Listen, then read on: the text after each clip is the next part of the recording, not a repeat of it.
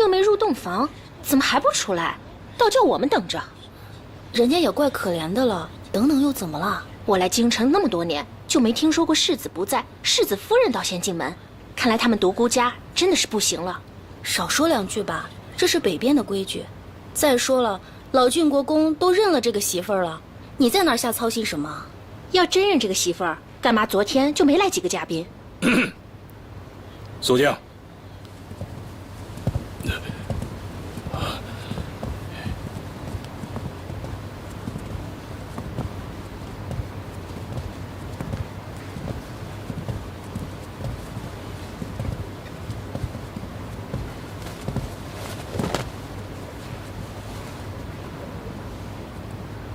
参见世子夫人。参见世子夫人。昨晚大伙儿操持婚礼，辛苦了。看赏。一会儿每人赏1两金豆子。金豆子啊！谢夫人。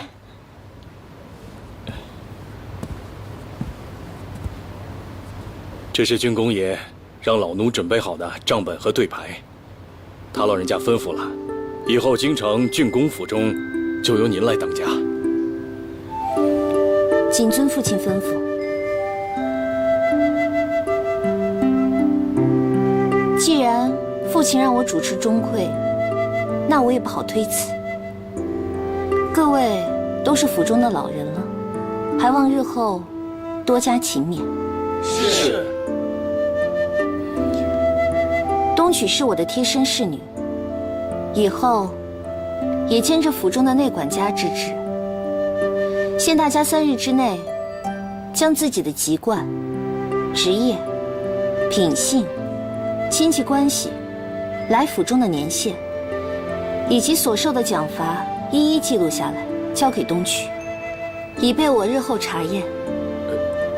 世子夫人，以前这府中可没有这个规矩啊。管家，有一句老话，叫做一朝天子一朝臣。我年纪轻，不知道怎么解释，您给我说说可好？夫人刚说的话都听清了。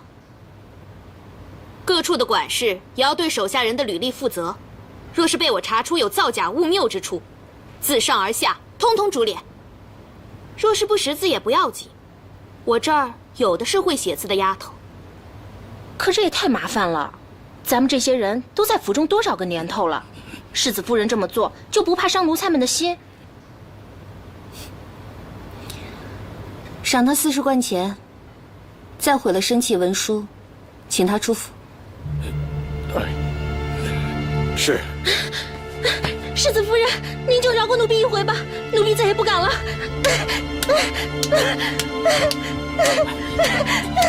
世子夫人，您就饶过奴婢一回吧，世子夫人。雨如覆水，既出无回。我独孤家罗行事向来如此，若是各位不习惯，大可挂冠求去。府中绝不会少了相送之礼。谨遵夫人训诫。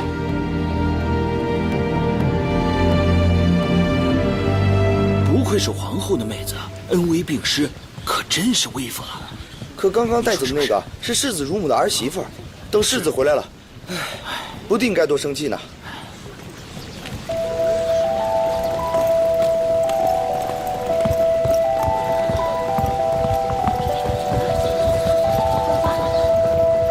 杜校尉，您来了。杜雪，这是怎么回事啊？钟叔，这是世子夫人的卫队，你把西边的宠武院拨出来，给他们先住着，以后一应开销都不走宫中，我这儿自会拨出钱来。世子夫人，还有军队？是啊，身上亲赐的，还有名字叫姬慈君呢。对了，您不会忘了世子夫人身上还有郡主的爵位吧？啊，里面请。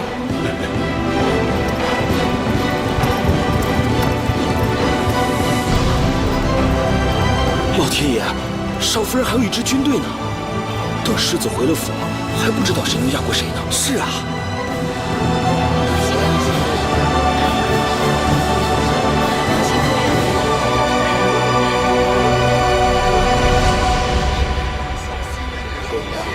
进门就给杨坚加封，他还真是旺夫啊。是啊，这圣上皇后摆明是给他撑腰嘛，连太师都送了重礼来，还指明是送给他的。看来这太师和丞相闹得也没那么糟嘛。那可不，要不然昨晚婚仪没人来贺，今天一早杨家就宾客迎门。是啊。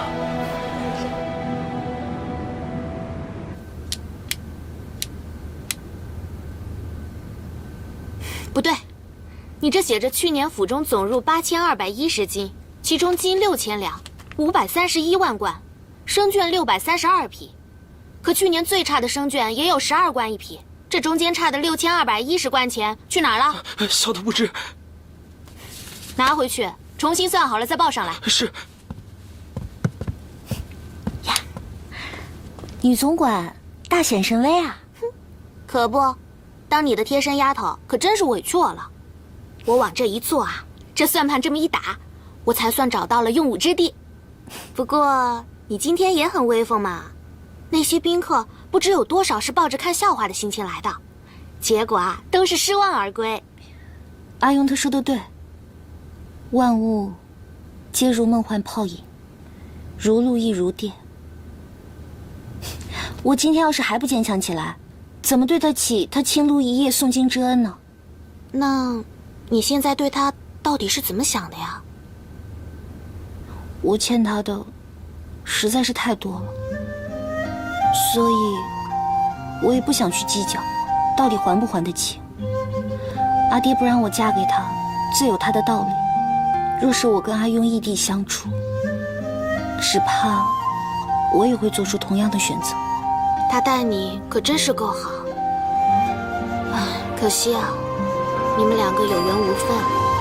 谁说的呀？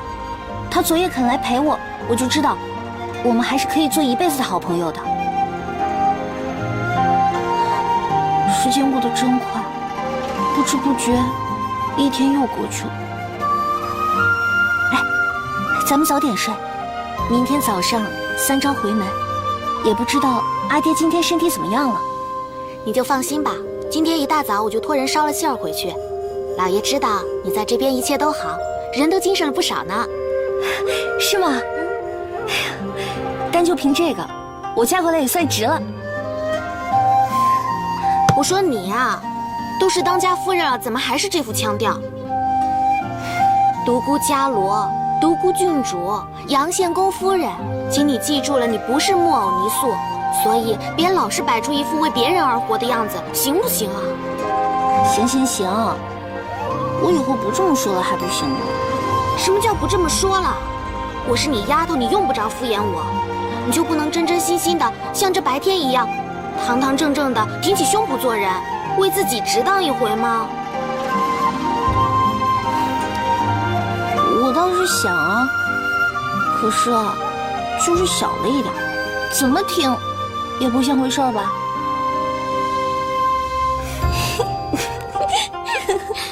到底是嫁人啦，不一样啦。不过你也不用担心，我听说呀，有了夫婿疼爱，会慢慢大起来的。冬雪，哎呀！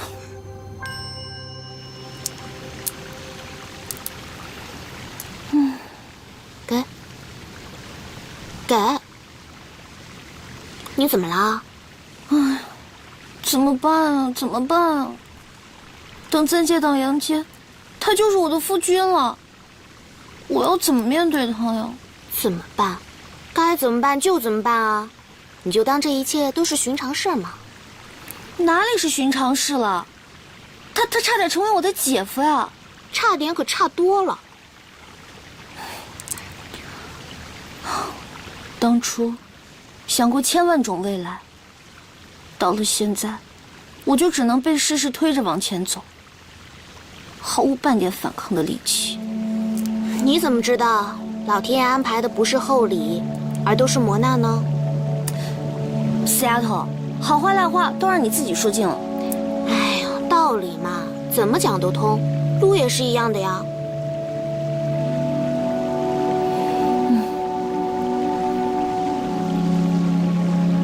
原来长大是这种感觉啊！万事都得亲身去经历，除了自己，谁都不能替你走这段路。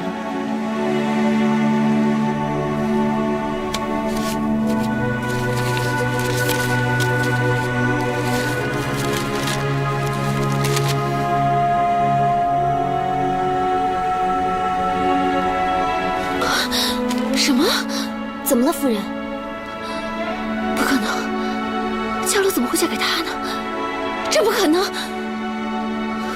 三姑娘被许给了杨世子，而且马上就要成亲了。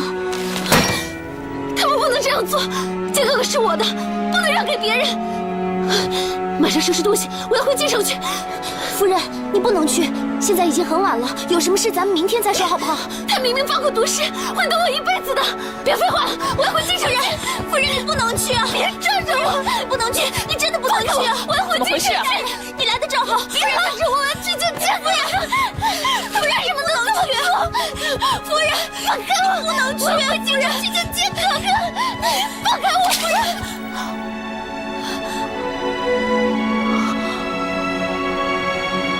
夫人，请你记住，你现在已经不是独孤家的二女公子，你是陇西郡公夫人。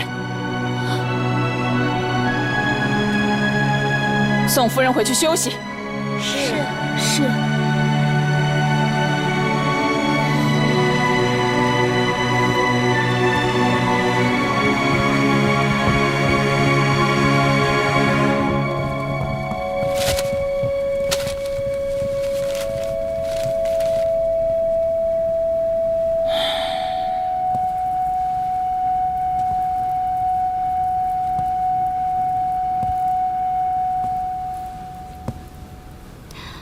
大人，夫人她有点不太对劲儿啊，要不然咱们还是把大夫请过来吧。不能请，他这不是生病，他这是借机装疯。都什么时候，还搞不清自个儿的身份？要是让大夫听到他那些风言风语再传出去的话，郡公连这半步都不会再踏起。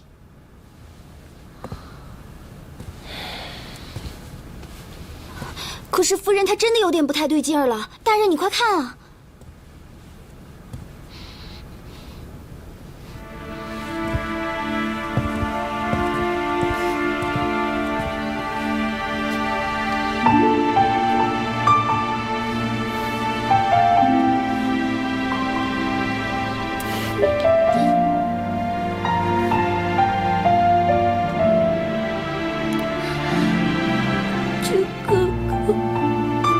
这个给我。剑哥哥，哎呀，给我！哎呀，今天都已经14了，他们已经拜过堂了，你还是想哭，还想折腾，是不是？我跟你说，你前面有2条路，第一条呢，就是把这个事全忘了，继续安安心心的在这里当你的陇西郡夫人；另外一条呢，你就马上坐车，连夜赶去京城。问问你的妹夫为什么要娶你的妹妹，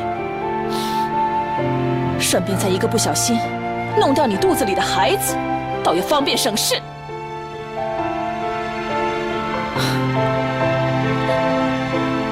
孩子？是的，我刚刚把脉把出来的，多半不会错。哦，对了，这个月你的换喜也迟了吧？我有孩子了，我有孩子了。2条路，你走哪条路都可以。不过以你的冲劲儿，估计你根本就没有想明白，为什么你的父亲要这么着急安排这门亲事？难道你以为你的妹妹天生就这么爱抢你的男人吗？难道不是吗？那你说为什么？因为你们独孤家要倒了。10多天前，圣上的亲信尉迟康打着独孤丞相的旗号，密谋造反，企图铲除宇文护，可惜兵败垂城。独孤丞相虽然是被牵连，但想必也要为此事付出不小的代价。我的密报上说，他的丞相之位即将不保，就连你的皇帝姐夫也即将退位。换作是我也会着急把女儿嫁给杨家这门朝中重臣，以保独孤家的安康。不会的，怎么可能呢？你骗我的！我为什么要骗你？我已经说了，这2条路，在我看来，你选哪一条都一样，要么留下，要么一走了之。毕竟独孤家倒了之后，你也没了依凭。军功不但不会像以前那么敬着你，恐怕那些绣娘、锦娘、珍珠翡翠之类，也会重新再爬到你的头上。我绝对不允许这样的情况发生。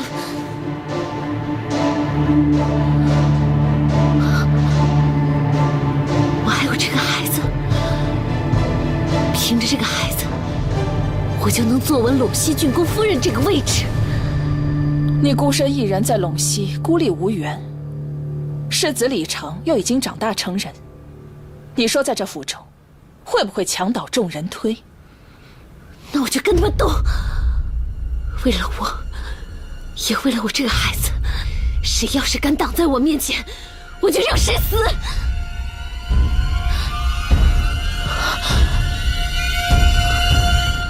况且，我不是还有姨母你吗？你怎么就那么确定我会继续帮着你？毕竟你已经快倒了。因为你已经无路可退了。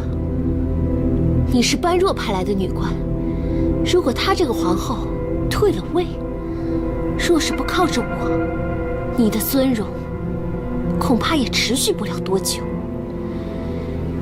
毕竟你已经年过30，不方便回家做老姑娘。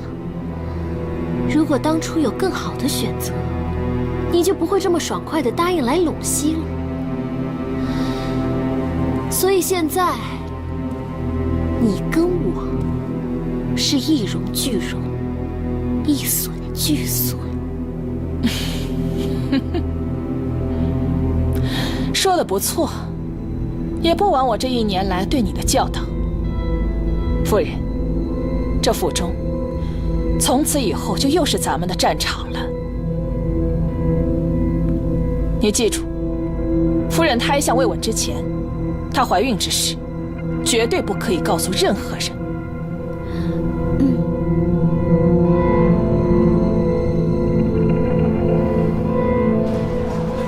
三姑娘啊，让人捎话过来，她现在已经出门了。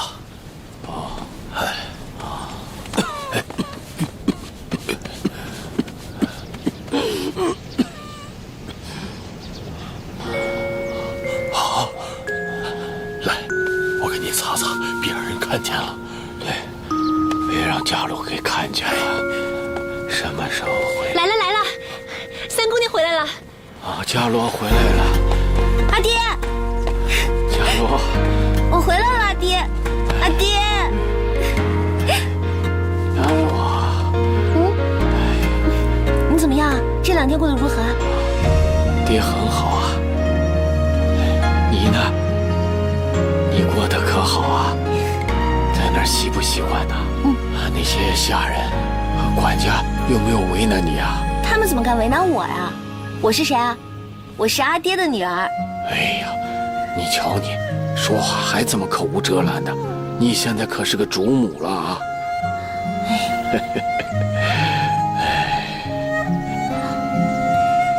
爹，怎么2天不见，你的头发白了这么多啊？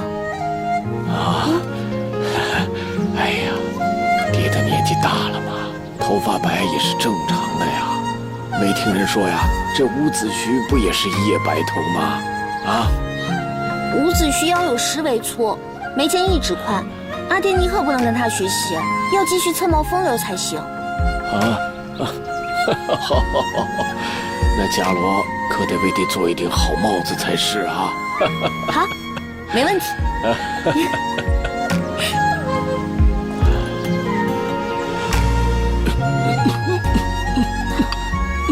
爹，快喝苦汤。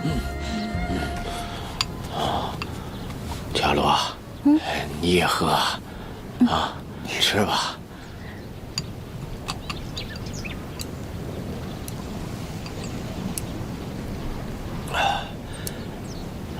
原本呢，今天早上你阿姐要回府的，可突然间又动了胎气了。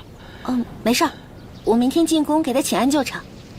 来，阿爹，来，吃个这个。怎么样，好吃吗？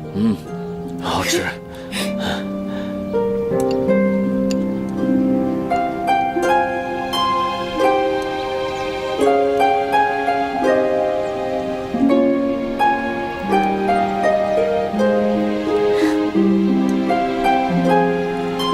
快吃啊，爹。好，爹吃。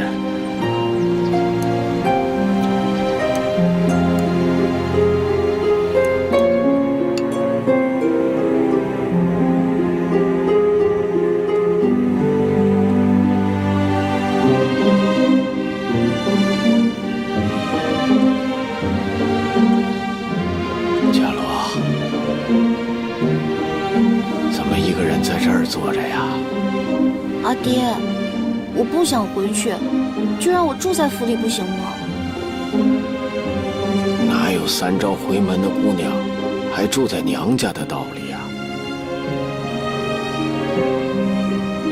哎呀，好，大不了过了明天之后，想回来住的时候就回来住，啊。阿爹，你真好。阿爹，来，坐。啊。阿爹，我是怕你担心，所以没有跟你说。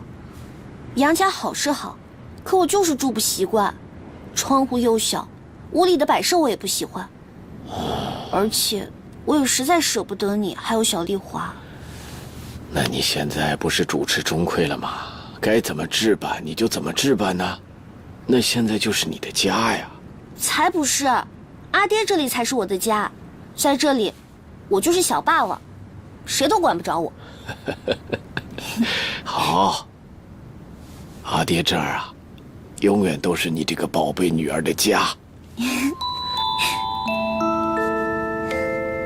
哎呀，我听东曲说呀，你能够摄服杨家的众人，挺好的。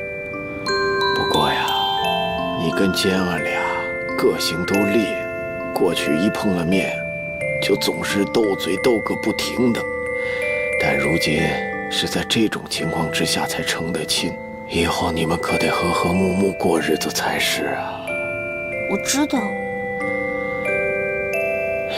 孩子，他们杨家肯在这个时候答应这门亲事，就是我们独孤家的大恩人呐。所以你要答应爹，无论将来你们夫妻俩起了任何的争执，你都要看在你公公他慷慨赐婚的情分上，对尖儿要忍让3分呐。说不定是他欺负我呢。我相信尖儿他不会欺负你的。你的几个哥哥们呢，我倒不担心。毕竟他们一个个为官的为官，成家的成家了，只是你们姐妹3个，我始终放不下心来。好在你大姐她最近也想清楚了，不会再一味的去追求什么独孤天下了，只要她平平安安的把孩子生下来，退了位之后，和圣上能够好好的过日子，我也就别无所求了。至于你二姐，她一向心高气傲，但现在一个人远在陇西，等爹不在了之后，你们姐妹俩可要相互扶持，不要对她记恨旧事，好吗？呸！你不许这么胡说！你要是真想他，我现在就去写信，最多1个月他就能回来省亲。伽罗呀，答应爹好吗？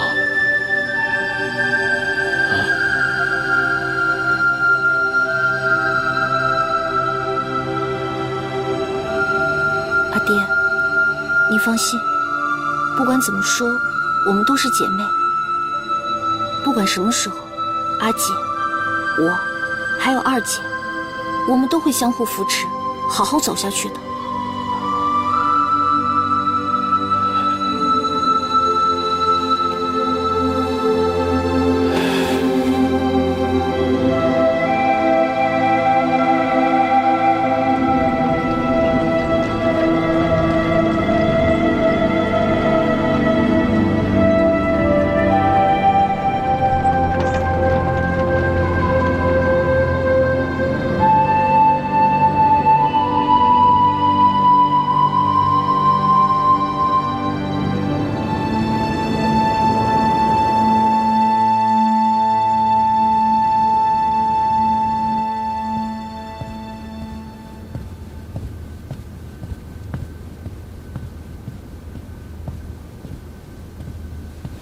吃点东西吧。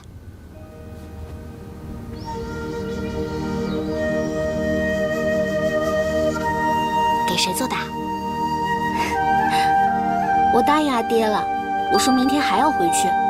我现在啊，要赶着把这顶帽子做好，这样他明天才能戴上啊。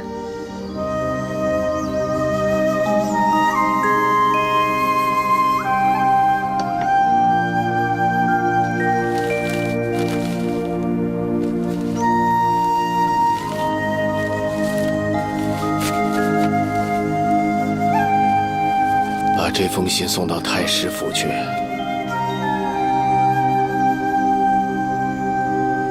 告诉那儿的门房，就说明日送给太师即可。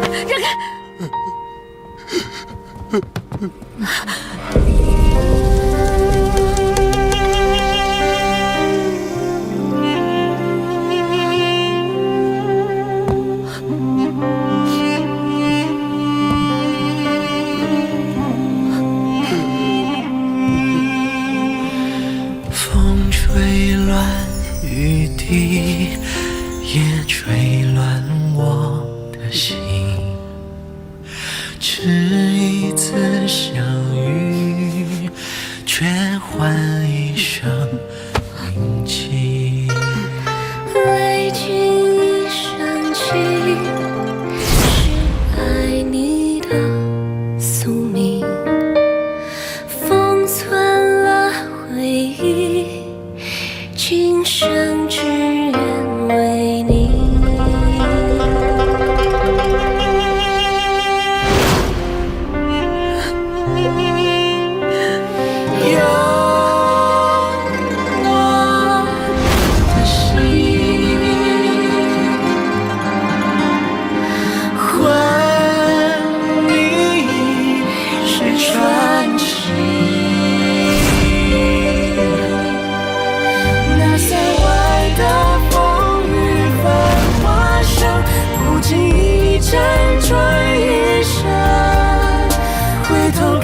这风景始终为你的，哪怕爱你世间梦已冷，愿陪你浪迹一生。这古城为你而变得不同。你不是说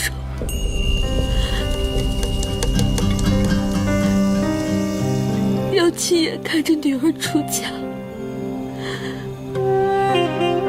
要等女儿回来看你吗？阿爹，不是说好了要等女儿亲手做一顿饭给你吃？我们还有好多好多没有做的事情。阿爹，您起来，你醒一醒，看看我的帽子才做了一半。阿爹，我求求你醒醒啊！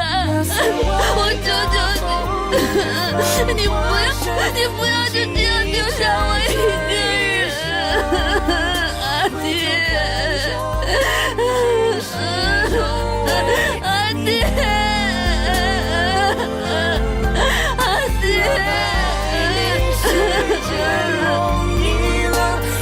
昨夜为父与你促膝长谈，亦无遗憾。却为父早有重疾，以风烛残年，还你长兄阿罗性命，方为何宜？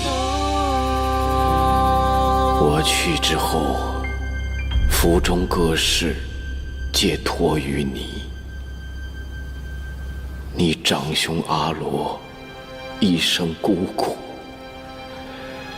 还望你大夫多为照料。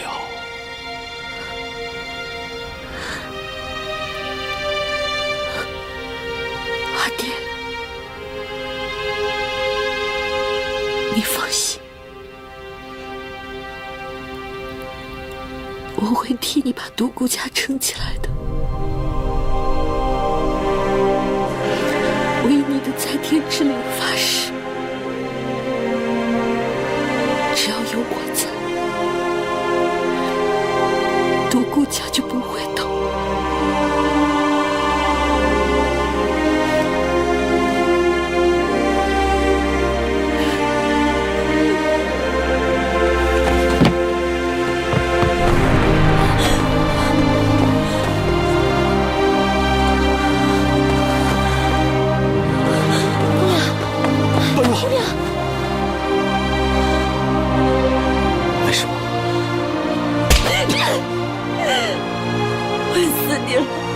我恨死你了！我怎么那么傻，居然会相信你这么狠的人，同意要一个我都没有见过面的哥哥一命抵一命。发誓，这绝对不是我的本意。当日我和你父亲约好，只要他辞去丞相之职，再赔一条性命，这件事情就此作罢。他做了呀，他赔了他自己的命。你满意了吗？啊！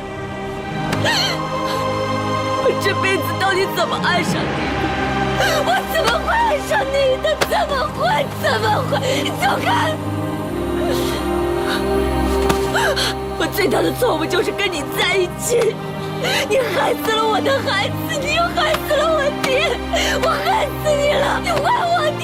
你还我爹！般若。般若，阿姐，快扶他到府里去，再请大夫过来。般若，阿姐，般若，太师，家父心丧，府中忙乱，只怕照顾不暇，还请太师见谅。伽罗，我绝对没有逼死你父亲的意思。那就请太师牢记当日在紫极殿前对家父说过的话。家姐身体不适，恐有滑胎之虞，我必须回去照顾，只能暂时失陪了。他人，若蒙太师的惠赠电椅，一门孤荣，不胜感激。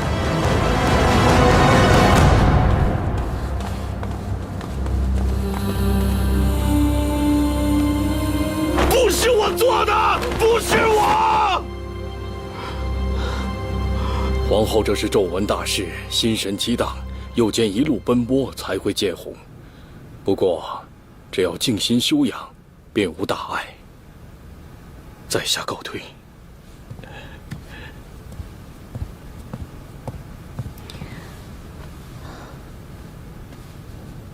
阿姐，大夫说孩子没事。阿爹临走前给你留了一封信，你看一看吧。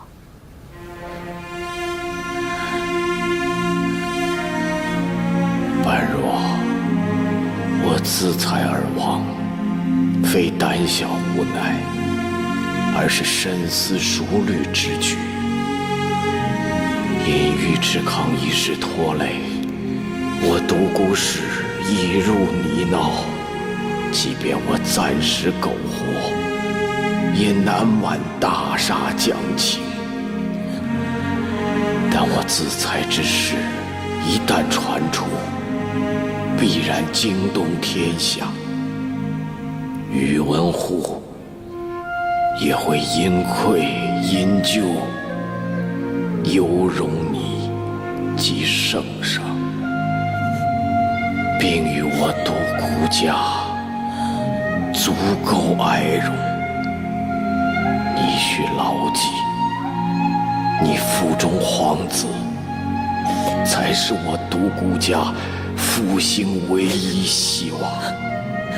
他日入地，能否以皇帝旧家身份重振独孤家，皆系汝一身。故务必真之重之，勿以我死而忧。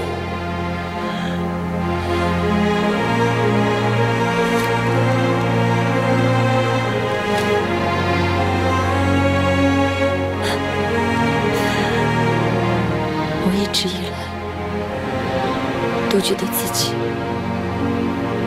志气无双，殊不知跟阿爹比起来，您的高瞻远瞩，杀伐决断，我根本不及万一。爹，您放心，为了我们独孤家，为了您，我一定好好照顾自己。跟我肚子里的孩子，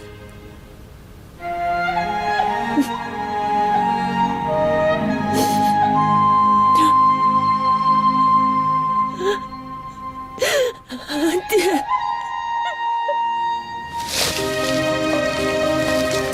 北周明帝宇文毓追封独孤信为魏国公，家世武忠。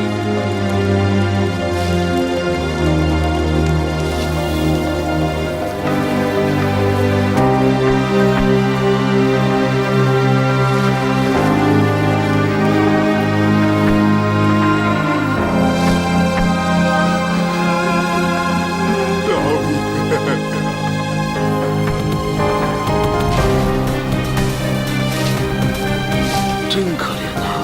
独孤丞相6子3女，最后只有一个小女儿来送他。哎，丞相是个好官儿，是个好官儿啊！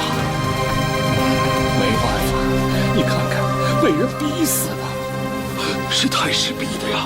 就是啊，连皇上都给他戴孝，这人人都知道啊。丞相真是个好官儿，好官儿啊！可不是嘛！百官当中，就他们家最仁义。前一阵子，我还到祭祀院领过他们家师的药呢。这叫冤枉，太冤枉了！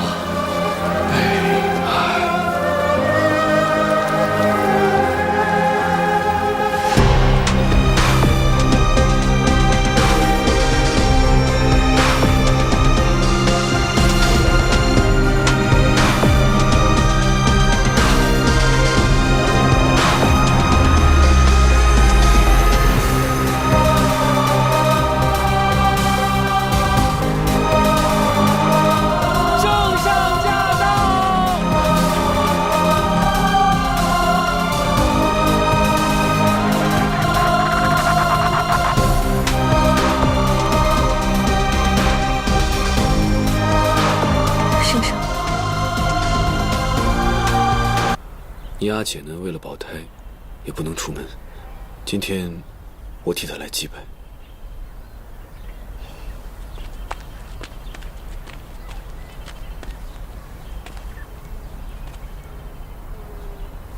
哎，圣上，万万不可！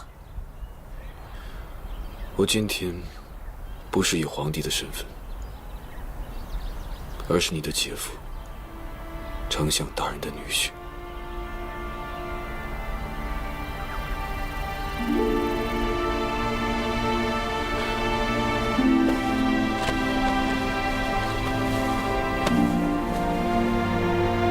岳父，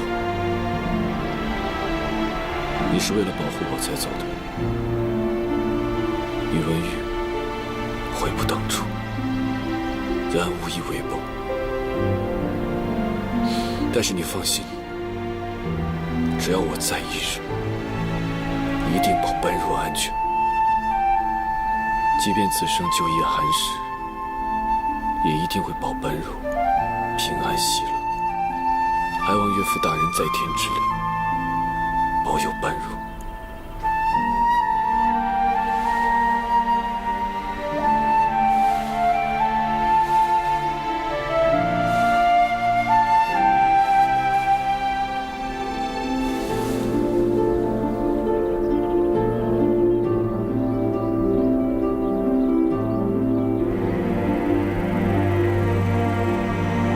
丞相大人在上，寡人以天子之名起誓，日后一定要杀了宇文护，替你报仇。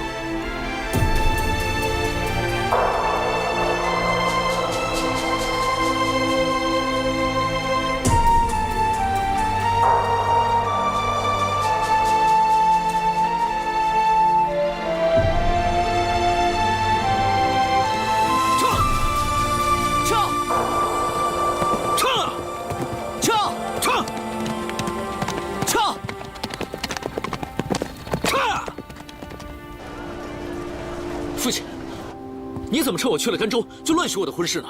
若不是母亲写信告诉我，我现在还被蒙在鼓里呢。这不是因为路途遥远，来不及通知你吗？伽罗有什么不好的？样貌出众，又能文能武的，你们之前不早就认识了吗？不是他好不好的事，是我跟那丫头根本就不是一路人。没错，我是想娶独孤家的女儿，但那是曼陀，不是伽罗。你根本就是乱叠鸳鸯谱。你去哪儿啊？去京城啊，跟独孤伯父解释一下，退亲。哼，这亲退不了了。伽罗在京城已经跟你的替身拜过堂了啊，而圣上也把献公这个爵位封给你了。你们现在已是板上钉钉的正式夫妻了。什么？哎，你们这是干的什么事啊？不声不响就找人带我跟人拜了堂，不成？京城我肯定要去，即使负荆请罪，我要把婚给退了。你敢？你要是敢去，就别认我这个爹。你讲点道理成不成啊？啊，好，你阻拦我，可以，当我自己有脚。只要你不注意，我早晚都要去京城的。我就不信了，他那么要面子的人，只要我说不愿意娶她，他就不会主动退婚。你混账！住手！娘，你们父子两个人不要再闹了。老爷，这是京里800里急件，上面还沾着羽毛，是不是有什么不好的消息啊？娘，你帮我劝劝父亲吧，我现在心里只有曼陀，我跟伽罗那丫头天生就八字犯冲。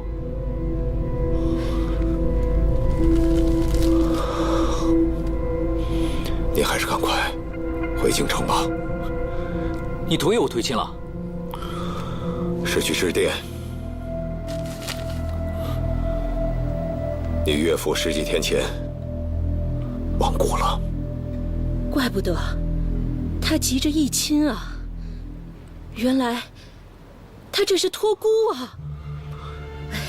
你现在已经是有家室的人了，去了京城，什么该办，什么不该办，你自己心里有把秤。不过老子现在把话说在前面。我这条命是独孤老哥从死人堆里扒出来的。你要是敢对伽罗不好，我就自个儿去黄泉给独孤老哥请罪去。你放心，这个时候我不会出岔子的。但是，我觉得这一回，你要跟我一起回京奔丧。独孤伯父，如果真像这信中所说，是被迫自尽身亡，那我们就不能放过他这次拿生命争取来的机会。宇文护虽然权倾朝野，但他无论如何也要在意朝野和民意。只要我们利用这次机会，坐实了独孤伯父的冤屈，逼迫宇文护还政，那圣上跟皇后就多了一份安全。只要圣上手中还有权，即使独孤伯父不在了，独孤氏仍然能屹立不倒。但是劝说百官纵横联合的事，我现在还办不到，所以还得请您出马。看来这一年你长大了。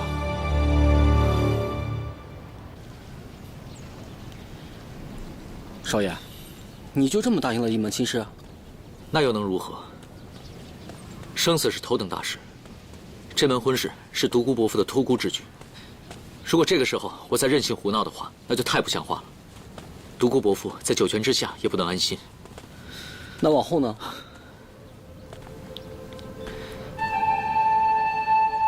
往后的事，我会端详办好的。少爷打算怎么办好？这都是后话了。小的了解少爷。说句僭越的话，少爷是个什么样的人？不说多情痴情，那也是专一钟情的人。小的只怕那二姑娘曼陀的影子，恐怕是抹不掉的。我既然答应了等她一生一世，就绝对不会忘了的。至于伽罗，大不了商量和离罢了。不是，和离可不是小事儿。眼前可千万不能让老爷听到一字半句的风声，不然那可就毁大了。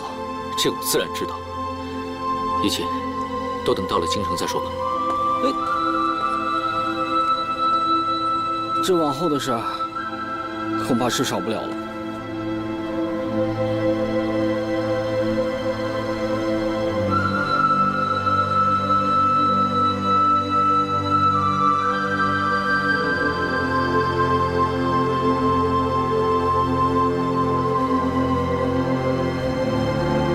三姑娘，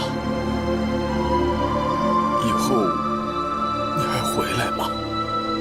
当然，我答应过阿爹，要把独孤家撑起来的。以后，杨家这边，我一边住一日。你叫人帮我收拾屋子吧，我还住原来的地方。哎，好，我去厨房做几道你小时候最喜欢吃的菜。殿下，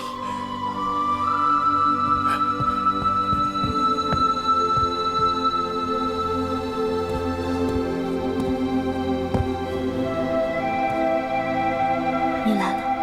一出事，我就知道了。只是见你太忙，怕你不方便，所以这会儿才来见你。我已经给独孤丞相刻过头了，也在他灵前发过誓。从今往后，你就是我的妹妹，我会以大哥哥的身份一直照顾你，所以你不用再介意了。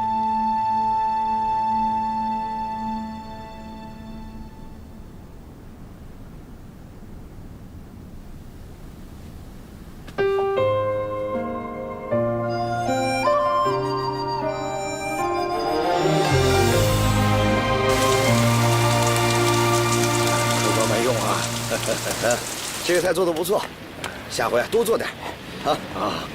来。哎呀，哎，老板，你要菜吗？哎，不要啊！这雨下了这么久，都快10天了还不停。哼，谁让这丞相啊，他走得冤呐！这老天爷都看不过去眼了。不会吧？你说的是真的？哎，这天下的人呐，都这么说。可我老汉在这京城住了50多年了，从来没见过这么一直下雨的。可不是，要说给独孤丞相出气也行啊。可是我这菜怎么办呢？啊，再这么下2天呢，全烂完了。哎，我给你出个主意吧，你把它呀挑到后山去，那儿有个祭祀院，他们有个粥棚，一定能收下。对，祭祀院。这祭祀院呢，是独孤家的3姑娘开的。她呀专门救济灾民，就连那天她家办白事，也在城里各地呀建了不少的粥棚。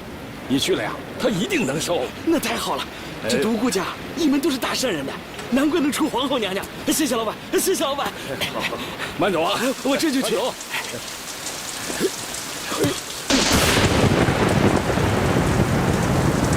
你这是哪儿啊？快来看，这是哪儿啊？这不是宇文护家的老宅子吗？还真遭天谴了。可惜呀，丞相还是被逼死了。这宇文护啊，就是个奸臣，先前逼死先帝不说，现在又逼死这丞相，活该他遭雷劈，是不是？活该。儿子这就找人去修缮。可京城中这么多房事，怎么就偏偏批到你祖母灵堂呢？还有外面那些传言，是不是更多？说。是。老宅外头聚了上千人，都在看热闹，说您飞扬跋扈，独孤丞相是含冤而亡，上苍震怒，这才……我没有逼过他。你们怎么都不相信我呢？我从来就没有逼过独孤信。主上息怒，属下以为雷击之事只是凑巧，或许是有人从中作祟。都是凑巧，都是作祟。难道这大狱也是人搞出来的吗？啊！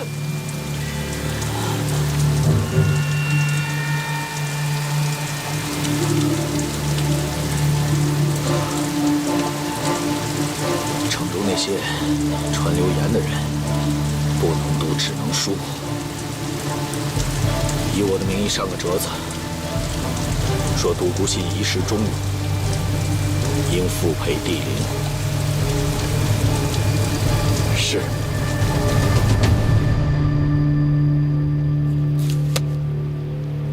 做得很好，就是要宇文护亲自上折，这样一来，阿爹在朝中的一世英名就不会再受质疑了。还是阿姐了解他。宇文护虽然心肠硬冷，可他唯一的命门就是他的先母。这么说，那不是天雷啊？启禀圣上，这是祭祀军的猎户教我的。萧石和硫磺用猛火点燃之后便会炸开，和雷击很是相像。哦，原来是这样。但是话说回来，寡人还真的相信上天是有灵的。殿下，现在我们姐妹俩已经扭转局势，接下来就看你了。陈留郡公杨忠很快就会进京，他与家父有8拜之交，而且他与朝廷中很多老臣关系颇好。这一次他在朝上肯定会因为这件事情指责宇文护，到时候你一定要把握这次机会，逼宇文护交还虎符。啊？婉容，咱们不都是商量好了吗？过了元旦，寡人就让位给他了，咱还要这虎符干嘛呀？那是因为我以前太天真了，天真的以为只要我一再退让，就可以保全我们一家平安。可是阿爹这次却用他的命教会了我，他这么可恶的人，绝对不会轻易甘休。你放心，我既然有办法扶你坐上皇位，区区一个虎符算什么？不只是这一切，我打算一步一步要把他手里所有的东西都抢过来，我让他后悔，让他一无所有，让他承认自己做的这一切。婉容，这件事情咱们还是从长计议吧。你忘了岳父遗折上写的很清楚，不用咱们3个去报仇了。圣上说的有理，以后的事情还是缓一缓再说吧。阿爹也再三嘱咐过，不希望我们跟宇文护有正面冲突。伽罗，我是长姐。阿爹走了之后，独孤家我说了算。独孤大哥，你怎么先我一步就走了呢？可怜先帝与你有结义之情，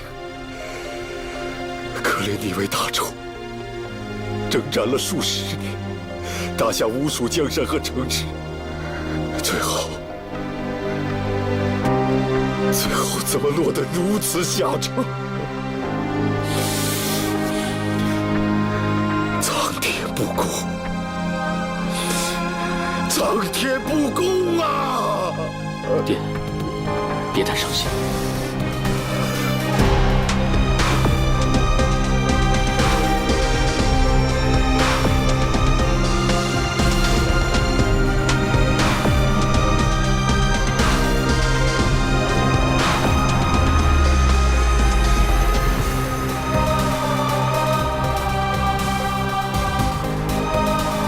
伽罗带独孤一门上下叩谢杨叔父，您远道而来，实在是辛苦。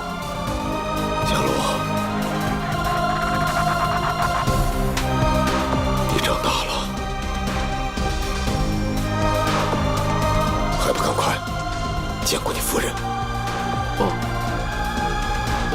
伽罗妹妹，伯父已经走了，你也要节哀顺变。多谢杨大哥关怀。老姐，刚才叫的什么？杨叔父，先不说这个，皇后正在宫中相候，想和你一起商量明日朝中大计。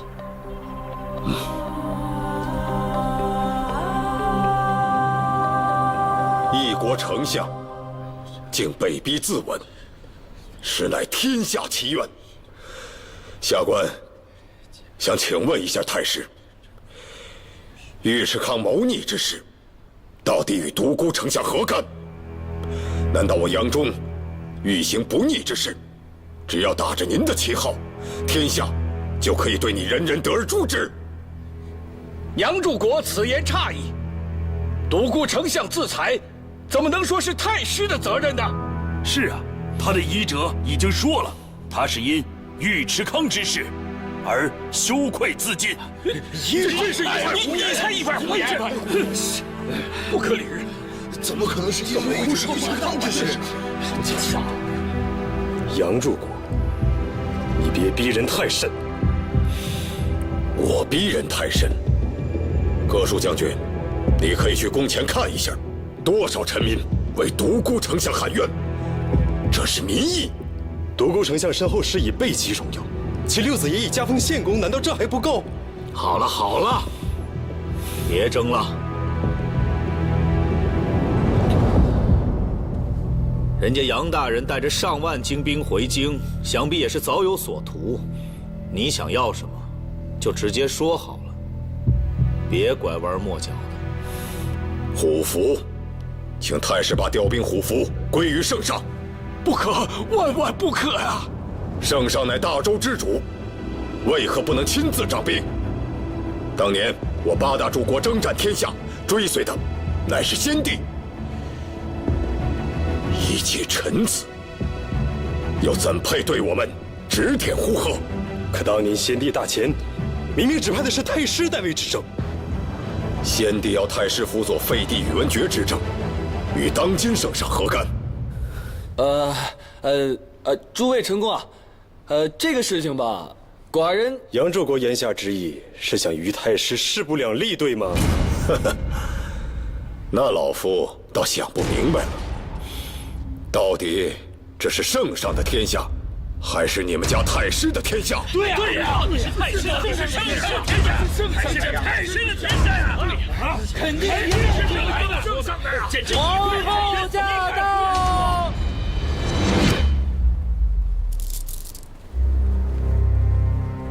恭迎皇后奉驾。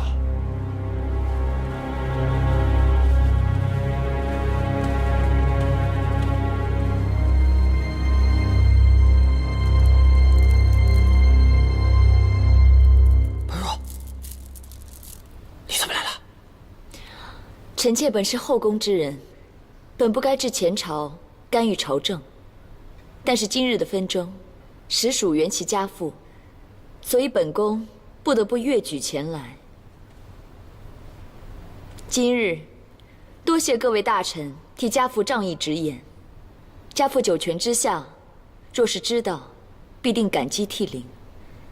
不过家父的遗折当中也提起，他是愧对先帝交代，因此才会离去，并无关他人之事。所以各位大臣，并不需要太过指责于太师，而应该尽释前嫌，齐心合力，把我们大周治理克勤克勉。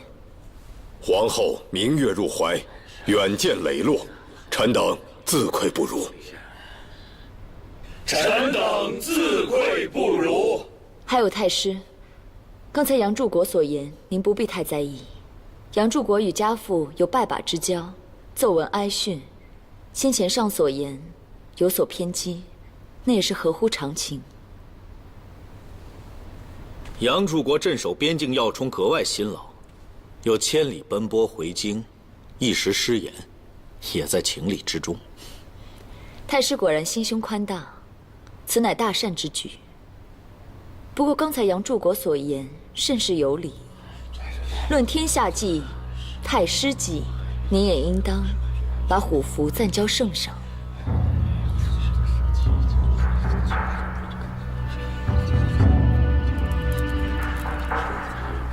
皇后何出此言？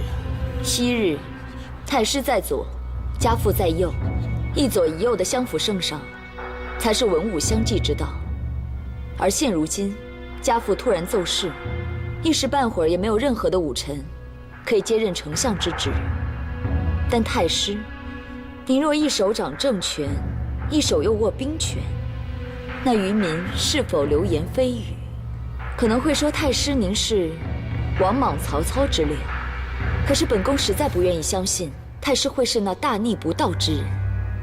既然如此，您又何不交出虎符还给圣上，以示清白呢？更何况刚才哥舒将军也说，先帝奏事之前，临有托孤，是希望太师好好的照顾这些堂弟们。皇后好口才。臣妾只是深宫一妇人，能知道些什么呢？只知道悠悠众口，流言蜚语实在可怕。家父正是忙于小人流言之中，太师乃国家重臣，圣上肱骨，臣妾于心不忍，太师会受流言所困，因此才会冒死前来，还恳请太师三思。还请太师三思。还望太师三思。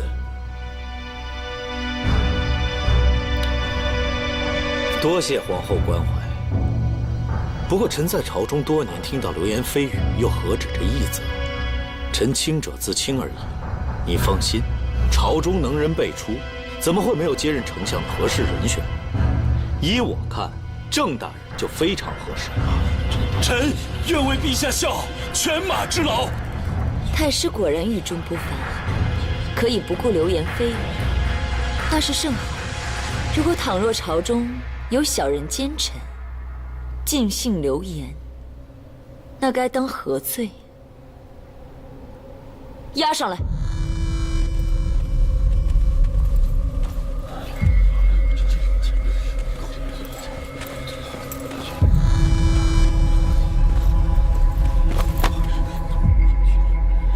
此人是叛国贼尉迟康的亲信，按律他本应伏法，可是却被本宫的侍女在西室发现，并且他在酒楼里张嚷。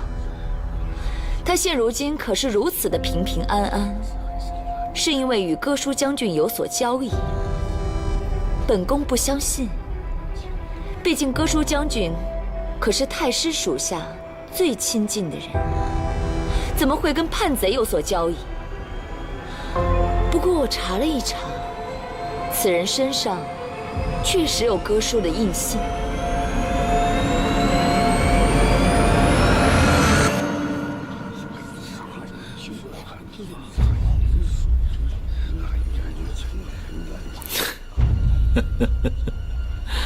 皇后所言极是，这流言为祸多端，的确防不胜防。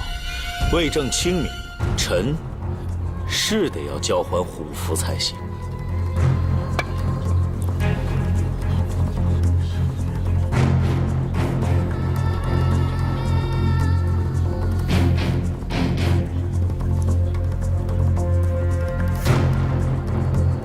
这虎符乃玄金所制，重于巨石，皇后可要接吻了。太师放心，我肯定好好接着，要不然一不小心压坏了我腹中之子，那么臣妾只能随家父而去了。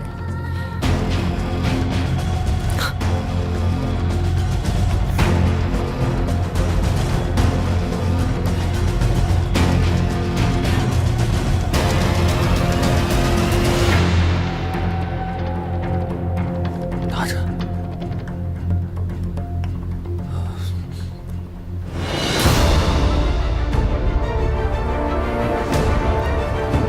恭喜圣上重掌兵权，我等诸国愿誓死追随圣上。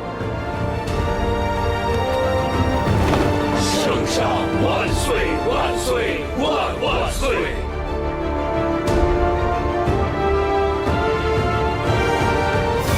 皇后千岁千岁千岁！圣上万岁万岁万岁！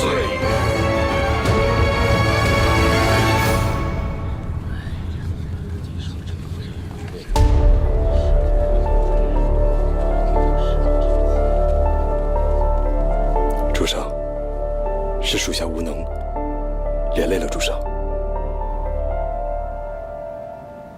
你说的对，我之前就应该多提防他些。本来是瞧在他父亲的份上，对他的所作所为，睁一只眼闭一只眼。可是现在，我失算了。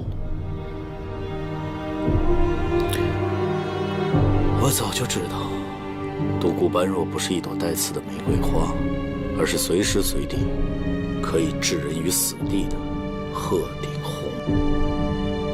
那既然他已经证实撕破了脸，如果主上这个时候还顾念旧情的话，那会不会……